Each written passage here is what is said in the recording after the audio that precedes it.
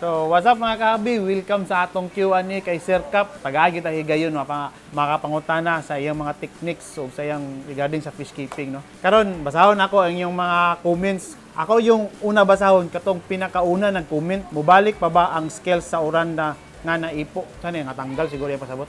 Mobalik man siya pero lahi na gyud ang porma, murag ma-deform na siya compare sa original gyud nga scale. Mga 1 month man siguro na ang iyang pagbalik pero mao lagi na ma-deform gyud siya dili na ingon nga para sa original. In grooming po ni sa sir, pila daw ka oras maayo i-expose sa sunlight ang goldfish para vibrant ang kulor. Para sa kuha gyud, mas maayo gyud nga ang aquarium nara gyud sa sunlight permanente. Gwapo gyud kay color basta naa sa sunlight ang mababad siya sa sunlight. Pwede ra ba dili mag live foods, pellets lang? Pwede kung wala gyud mo live food. Siyempre alam po na to nga wala man tay live food. So naman tay mga pellets nga baligya nga Filmico, naa tay mga ultimate, naa tay mga sugan. Sa gyud imong prepare sir, live foods or pellets? Para sa kuha gyud, gwapo gyud ang live food. Kay ang live food mong good, ang sama sa pride, dali ra kay sa ang dako. Pero kung hindi grooming gyud, dito gyud ka sa mga pellets kay pag groom man ka sa isda, so imo man siyang patsadahon og lawas, imo man siya i-groom. So dito gyud ka sa pellet para sa kuha lang. Once ang goldfish moagi na siyag sakit, pariyaan ang red spot, makaya pa ba na i-show or i-breed? Og buot lang gyud nato buhaton, makaya na nato issue. Basta lang gyud nga pag-recover niya, kung nag-spot man gali siya, pag-recover niya, kung imo na siyang bunat-bunatan o palitan na ng mga steam egg, mga bahog nga mga patsada, samot na ibulad sa init, adlaw usa na siya nga tambal sa para sa isda. What's the best way to enhance the overall body shape of a goldfish so muscular look and how to develop those good-looking fins and tails of our goldfish? Mag-maintain lang ta nga para sa grooming nga mga bahog. So wala na problema kay ato man gyud na siyang tarungon o pag-atiman. So diha na ang development sa proportion sa lawas. Tips about breeding process sir from BGC Waitalo. Para sa kuha pod kaning mag-breeding ta, parang dili gyud ingon nga expenses kay inyo ang pag-breeding. Pag-andam pagtan-aw nimo nga mura na og mag-ulan-ulan, halimbawa nga mo pusa ang imo ang fry, ang kato pong mga dapna niya, mamusa po to siya, so dili na ka maglisod og kuha og para bahog sila. Subi, wa may problema kay naman gyud sa mga flowing, so dili na ka maglisod. Mao na importante gyud sa pag-breeding kay ayaw gyud siya nga kay luoy pod ang isda yung inyong pasagdan nga wala gyud sila mga live food. Unsa ang the best ipakaon sa bagong pispis nga goldfish? Ang pinaka-the best nga pagkaon sa fry para sa kuha, dapna ra gyud. Or kung kaport ka sa BPS ang imo ang ipakaon, pero siyempre gatipid man ta. Iwas man ta sa gastos na mas maayo gyud ang dapna para sa kuha. Gikan kang Mars SB, what's the best recipe you can give on making steam egg? Para sa kuha, ang the best way gyud nga isagol sa steam egg, enhancer, 42% ang protein. Kana siya, ako na siyang i-mix pinagi sa blender kay para gyud nga mamix gyud siya tarong. Tips para dali mo molt ang i-groom nimo nga goldfish. Ibaba sa sunlight din tapos mas maayo gyud nga sa nagyud po mura o alternate nga mga enhancing color sama sa hikari or unsa pa mga enhancing. Sir, unsa man nga hikari sir, katong pula o katong purple? Katong ang hikari red ang ako ang ginagamit. Hikari red pula Idol, pila ka months ang goldfish pwede na i-breed? Ana gyud nga edad 5 months kusog na gyud kay sila. Mas maayo gyud na mga ingana nga edad nga 5 months kay dali ra kay tanan ang ila ang pag-breed. Labi na kada sila mga fertile na kay nga idara. So, idol, paano magpalaki ng win from Negros Occidental? Naman gyud tay mga pellet gyud nga para ra pud sa win. So mao gyud ato ang ibahog. Napoy tendency nga ang win mo kusog ang iyong tubo. Basta maayo lang pud nimo pagka-groom. Unsay best tips for fry development process, idol, para ma-maintain ang quality sa fry? Ako agyod para sa kuha, akong mga maintenance gyud live food jud ko kay na sa first na ko nga breeding nakita man gyud ako ang development sa lawas kung live food compare sa mga pellets kay ang pellets gyud angay ra gyud para sa ko angay ra gyud sa pang grooming dagko na. Dapna gigaw na.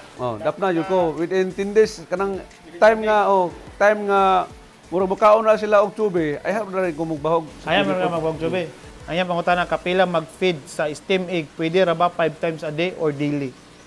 Pagtan-aw na ko nga hurot na, bahog, banat og bahog kay gusto man kay ko magpag-groom ka so mao gyud ako ang technique. Bumbag nga bahog. Ang imo rin na kada siya kay nahurot na, gusto na pud na mukaon. Ingana na siya. Dol, unsuccessful akong handphone 3 tries na any advice. Sakto man akong gibuhat so far. Gika research man ko. Pero madubok yun siya. Salamat daan mga idol. More power always. Nabugok na siya, so bot pa sa bot, dili sila fertile ang male and female. So dapat adisir ka mag-breeding, kinanglan preparation good parte sa breeding. Atong female nga buntis buros siya pero gigukod siya niya mura og luyahon kay siya. Ang itlog na dili gid sa fertile. Dili gid sa fertile. Kay kuan man kanang wala man gid mo na kondisyon. Dapat yun ang importante. I-condition nimo kay ayo gyud sayang ang adlaw ang effort nimo. Mo gyud na ang preparation sa pag-breeding. New learning na to karon ka na dili dai. Dili abi man pag mo itlog na okay na na. Mo hatch na na. Di pa man dai ba kay kung wala uy siya na fertile bisan pa og nagibuhat na nimo ang tanan dili fertile ang itlog di gina bugok kina padlog yapon. Bugok kina. Dili gina nimo na malikayan. Nagay nga na siya nga kuan pindi para sa bay. Ang bay mo gud nagon nga mura og dili siya fertile kay mura dili wala siya sa kondisyon. Mo nang dili gid siya kapusa. Yan pangutana unsay pasabot anang F1, F2 and F3 sa breeding. So kana siya nga pangutana sa ako lang nasabtan. Ang resulta sa F1 ani ni siya. Primero yang anak female man ang parents inahan female. So ang iyang anak ng laki i-breed na nimo balik dito. Mo na F1. Dayon tapos ang anak na pud adto sa F1 ibalik na pud nimo ang laki dito sa bay. Mao na F2. Ang F3 ang anak sa F2 nga male ibalik nimo sa parents gyapon nga inahan mo na F3 nga result. Amot lang ka sa uban basta kay mo Para sa imo mo na imong kuan na. Unsay pamaagi aron walay mosquito larva ang tubig siguro ni tubig man yan. Ang tubig nga naay mga fry. Usay man good pag naanay fry ako goldfish magamay man kay panganon sa mosquito larva. Normal man sa mag-breeding na man siya. So kung ang advantage na kung ang imong itlog nga fertile daghan kay tanan.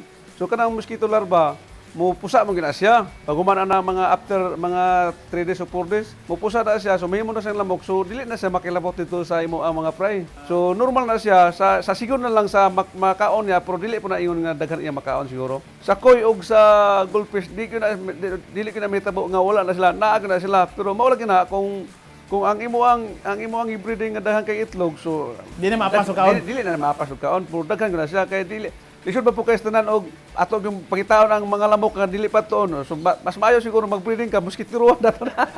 Pero kap makutana di ko kap. Unsa may prevention na kap nga malisod lang gid ang mosquito larvae. Ang cause man gud ana kana imong mga filter nimo na mga kuan. Ang kanang mga filter butangan na nimo isda para guwag yung mga lamok. Para po na sa kuan. Para sa mga paano po ba napapanatiling malinis yung Toby Fix? Isang araw lang kasi nalulusaw na eh. Para sa to akong gihimo nga nakoy mga DIY mga mag-rotate ra perminti ang isda. Ang importante ay ang tubig. Ang importante din nga kana imong tubig nga naagi oxygen perminti. If magpakaon og dapna sa goldfish fried doll, need pa ba ka mag-water change pagkaugma? Dili pa gid sa advisable nga mag-change water ka. Magpaabot ka o kados agad sila nga mandag ko sila. Mga 10 days dili pa na mabaho ang tubig pero after 10 days siguro or mga 8 days, 9 days pag simot mo nga mura og baho na siya, pwede ka mag-change water pero ang kanaay mo ang overflow nimo, magpa-overflow ka, kinahanglan butangan na nimo og net para dili sila ingon nga maapil sila sa pagpa-flowing. Malabay ka pin. Flowing. Okay. Ako question, giunsa nimo og manage sa imong time sa imo hobby, business, sa pagserbisyo og labi na sa pamilya. Mabuhay ka, kuya. Ang importante ra gyud ana imo ang kanis nga sistema parte sa kuha. Kay asa punong barangay o kapitan sa barangay. Time management ra gina siya. Total naman kay mga tao pananglitan na kay importante sa barangay. Dito ka kay naman kay para sa barangay. Ang time sa sa aning pangisda, aning mga pang-habis na to, naman tayo mga handler, sila ra pa magatiman. So, mura na importante. Ang importante ra gyud sa kana nga pangutana time management. Duha ka buk yung question, Kap. Number 1, kailan natin malaman na ready na mag-lay eggs. Ikaduha, after nila mag-lay egg, ilang araw saka sila mangitlog ulit. May bawaan mo nga mangitlog siya. Ang iyang tiyan, kung humok na ba, mara man ang mga normal Pag human nag-breeding ana, ato man ang kwaon. Mga sa pwede, after 1 week, pwede na to na mabalik. Basta kay imo, importante din na imo ng kondisyonon sama sa wheat germ, imo na pakanon og wheat germ. Kanon na nimo banatan na nimo nag wheat germ kay para na pud siya mag-produce na pud siyang itlog. So, pwede 1 week makaitlog na. Basta kay importante ang laki. Kondisyon gyapon. Akong experience parte sa kanang nga inkiline, atong primero gyud nga gawas nila, primero gyud nga murag mag-breed na sila. Ay, so, kada 1 week breeding ko, banat lang yun ako ng wheat germ. Kaya kaning mga wheat germ gud makahumbok og tiyan. Once nga mahubok lang tiyan, so dapat kada sila kay humok lang tiyan, nag-produce na sila og itlog nga bag-o. Pag pislit nimo nga murag na mo gawas nga itlog, kana siya. Isa lang na po na ko na kay siyempre gusto man ta nga mudaghan dali sa ato mga fry, banata na to na. Ano specific, unique physical traits ng inkiline, mga boss, compare sa ibang lineage? Para sa kuha, ang inkiline para sa kuha gyud perfect gyud ang akong pagtan-aw sa ila.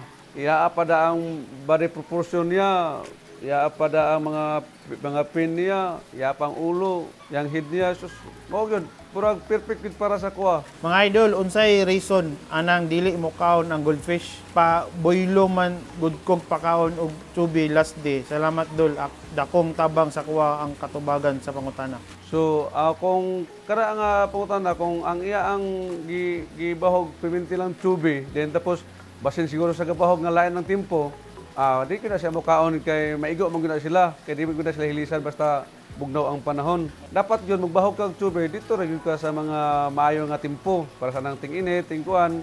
Kay once nga init ang tubig, kung magbahog kag tsubi, grabe na sila mga on, pero kung once nga mamahog ka, mukaon magyapon na sila, pero pag time ana nga pagkaugma ana pagkasunod adlaw, naagod na sila bation kay murag di man naman silisan basta tingulan. Pero napay tendency Sir Cap na bahog ka og tsubi, bumba. Then nahudan kag tsubi, bahog kag pellets, di sila ganun mo kaon. Oh, na po nga na kay wa man nila nandan. Nandan, Oh, tsubi man, nandan. Oh, tsubi man, pero- pero pahugan mo siya tsubi mo kaon. Pero bahugan mo pellets, di sila mo kaon. Oo. Kaya nga no, ang importante gyud nang mag-change feeding ka, kinahanglan jud ka og quarantine mga pila ka adlaw nga dili nimo bawgan. Kay parang gutom gyud kay sila. Pero mao gyapon na sa anang kuan gud anang manok nga sige kag purga. Imong purgahon siya kay para lang gyud nga matada iya ang pagkaon niya nimo. Di nimo siya bawgan para pagbalik niya og kaon kay mag-change feeding man ka kay na conditioning man ka. Imo nang pag once nga gutom na siya, kana siya bisdi siya kinakaon, kanon gyud na niya kay gutom na siya. Quarantine jud para ko mag-change feeding. Mag-change feeding ka kay para gyud gutom siya. Nabasa na nako among gi-selected nga pangutana. So mag-additional lang ko pangutana. Unsa may sikreto gyud sa usa ka team Paploy? Ang sekreto sa Team Paploy, paningkamot ra. Mao na gingon nga paningkamot versus paninguha kay nasayad man gyud ta nga ato ang inkiline dili gyud lalim ang ato ang pag-acquire dito sa Thailand. So mao lagi na nga kinahanglan tagaan gyud nimo panahon nga effort nga para gyud nga makasucceed ang imong mga breeding. Kila pa dili gyud lalim. So guys, mga tanan guys, so nagpasalamat ko sa mga nag-comment, nga nagsuporta sa MOA, sa inyong mga pangutana. So actually, dili tanan na nabasa, nagbalik-balik ng uban, amo na lang gipili. So, i-greet din ako si Herald, congratulations sa newly married. So, good luck sa imong married life. O sir, basi na pa kay shoutout o i-greet da sir. Shout out to sa ako ang mga supporters ni Typray di Bustamante Ruluma, Sin Baton sa Bohol, si James Titos Karungog, Hilel Alabata, uban nga wala pa nangananganlin ako. Shout out. Murag kuan gyud kanang taas-taas gyud kayo. Dagan-dagan jud sama po no, dugon katong katong tanan nga nagpa-shoutout, shoutout sa inyong tanan. So dili na ta mo mausa-usa. So again, salamat sa inyong suporta guys. See you in the next video.